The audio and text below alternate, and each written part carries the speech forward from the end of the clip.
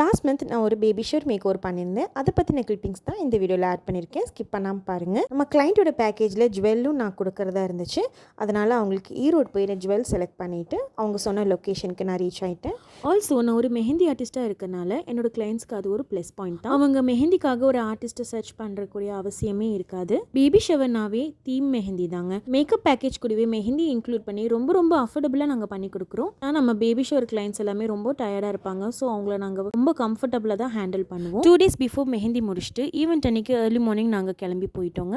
அங்கே போயிட்டு அவங்க சாரீ வாங்கி ஃபர்ஸ்ட் நான் ப்ளீட் பண்ணிட்டேன். முடிஞ்ச அளவுக்கு பிரைடல் பிளேஸில் யாரையும் டிஸ்டர்ப் பண்ணாமல் எனக்கு கிடைச்ச ஸ்பேஸை நான் ஃபுல்லாக யூட்டிலைஸ் பண்ணிக்கிதாங்க நான் பார்ப்பேன். கிளைண்ட் அவங்களுக்கு என்ன மாதிரி ஹேர் ஸ்டைல் வேணும்னு முன்னாடியே நாங்கள் டிஸ்கஸ் பண்ணி வச்சுட்டோம். அவங்களோட ரியல் ஹேர்லேயே நாங்கள் பியூட்டிஃபுல்லாக ஹேர் ஸ்டைல் முடிச்சாச்சு. ஃபைனலி நம்மளுடைய சர்வீஸ் அவங்களுக்கு ரொம்பவே பிடிச்சிருந்துச்சுங்க.